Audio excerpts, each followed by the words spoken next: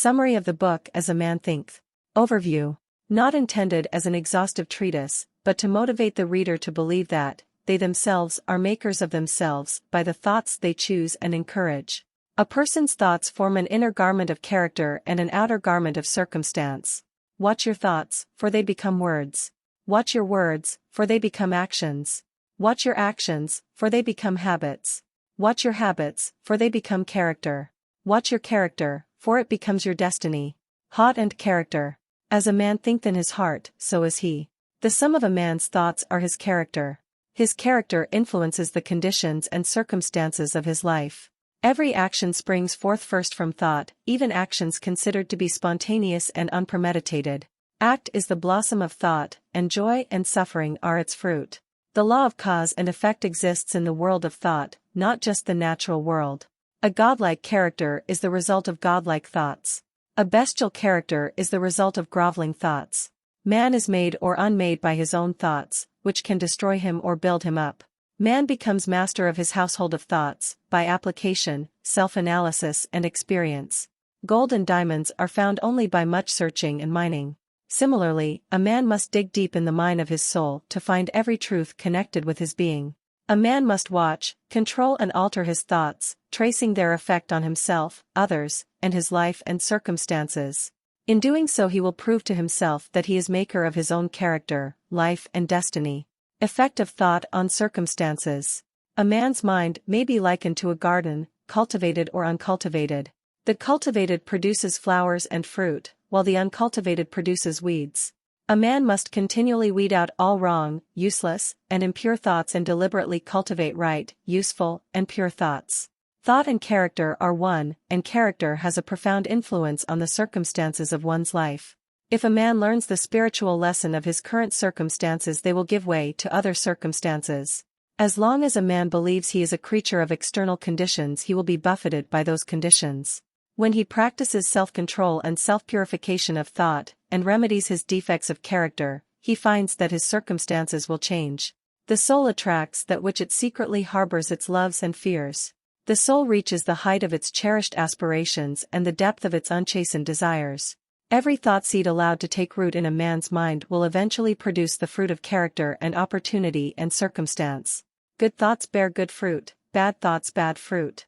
Effects of thoughts on health and body. The body is the servant of the mind. With unlawful thoughts the body sinks into disease and decay.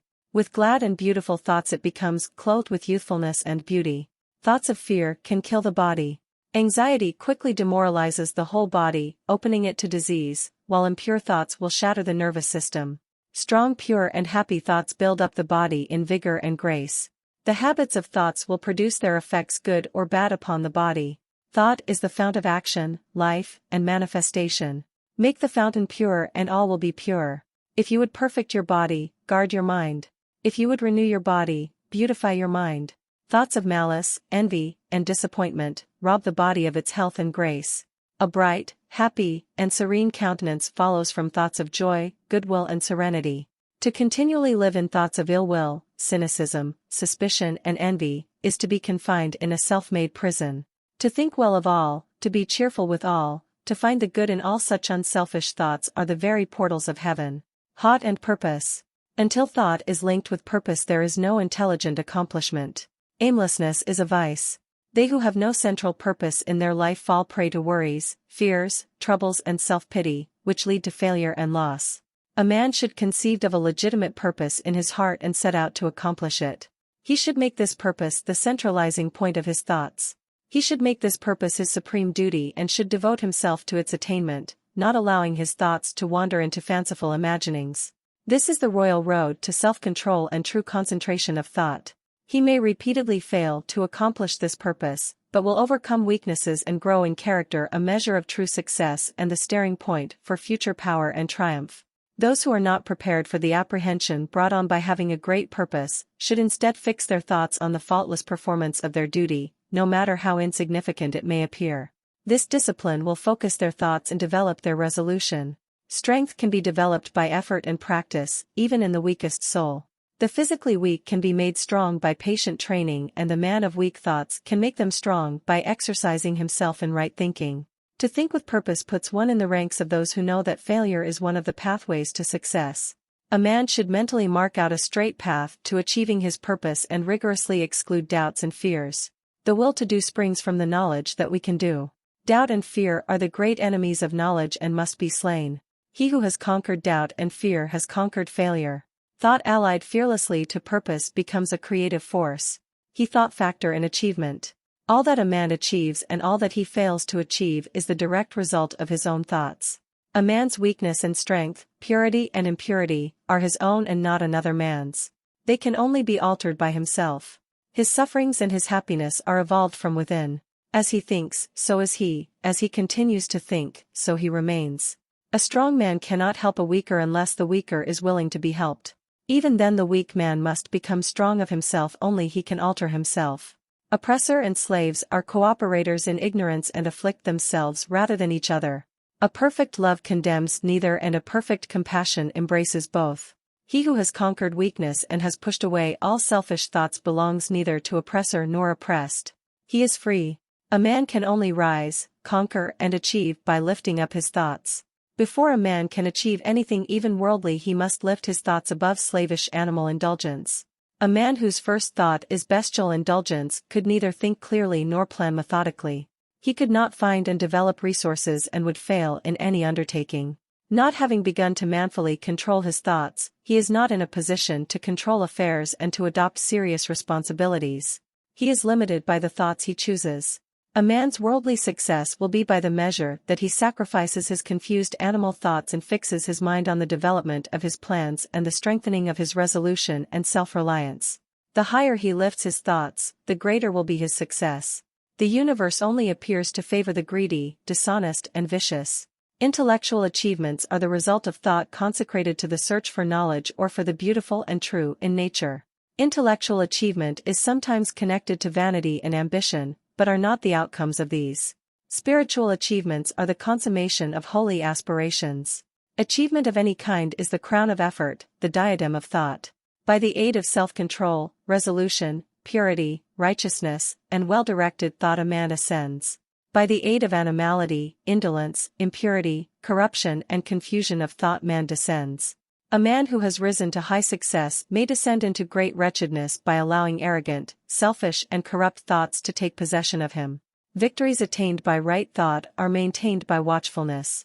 Many give way when success is assured, and rapidly fall back into failure. All achievements, business, intellectual, spiritual, are the result of definitely directed thought. To achieve greatly one must sacrifice greatly. Visions and ideals. The dreamers are the saviors of the world.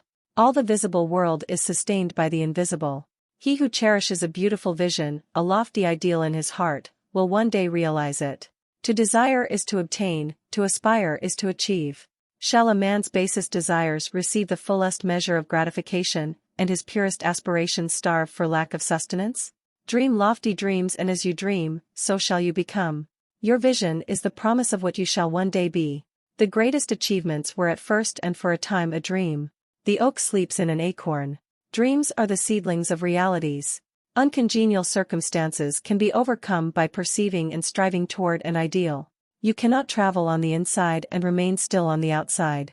You will always gravitate toward that which you secretly love most. You will become as small as your controlling desire, or as great as your dominant aspiration. The thoughtless, ignorant and indolent speak of luck, fortune and chance.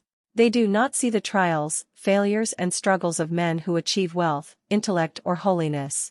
They have no knowledge of the sacrifices, efforts and exercised faith of the latter in overcoming the obstacles to their dreams. They do not know the darkness or the heartaches. Gifts, powers, material, intellectual and spiritual possessions are the fruits of effort.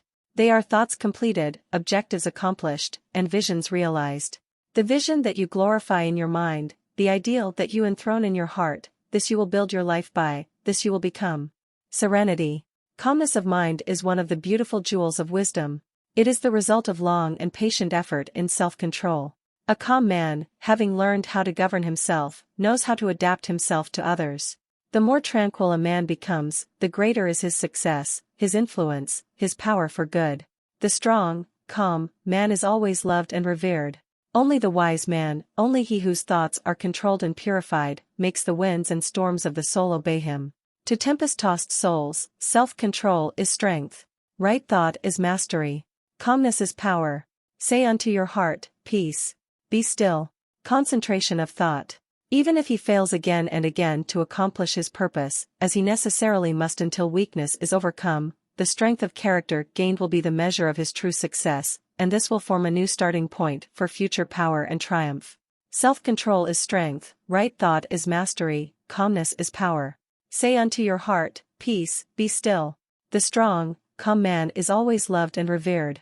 He is like a shade-giving tree in a thirsty land, or a sheltering rock in a storm. Only the wise man, only he whose thoughts are controlled and purified, makes the winds and the storms of the soul obey him. A man's weakness and strength, purity and impurity, are his own, and not another man's. They are brought about by himself, and not by another, and they can only be altered by himself, never by another. His condition is also his own, and not another man's. His sufferings and his happiness are evolved from within. As he thinks, so he is, as he continues to think, so he remains.